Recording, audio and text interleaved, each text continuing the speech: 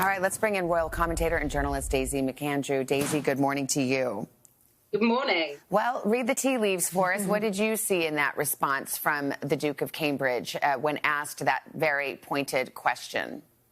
Yeah, I think it's very, very obvious how angry and upset and hurt he is. It's also interesting to note that before this event, as you saw, it was Kate and William going to a school.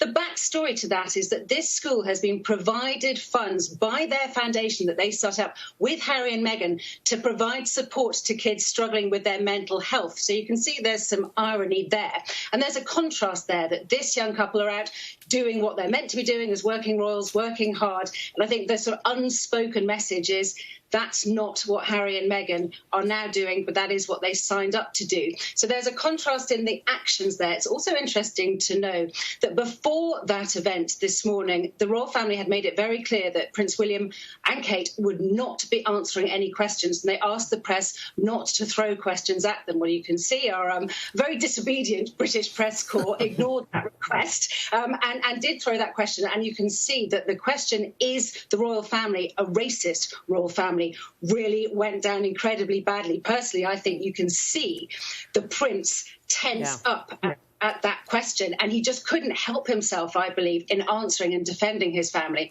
I think this rift is not going to be solved anytime soon. Yeah, Daisy, we're zooming in on everything really tightly, but can we just back up for 1 second and think about that interview a couple of days ago, big picture? If you were to answer the question, why did they decide to do that interview with Oprah in the first place, what would be your answer? That is the big question, and that is the question that most Brits have been asking themselves. And they are either saying in response they clearly felt the need to, in Oprah's words, speak their truth, which is a very un-British way of talking about things. Of course, we tend to be much more stiff upper lip and bottle it all up until it explodes out of our ears, not necessarily the healthy way to do it. So some people thinking this was a sort of very American way to talk about your personal feelings and problems, and there's a little bit of disapproval about that.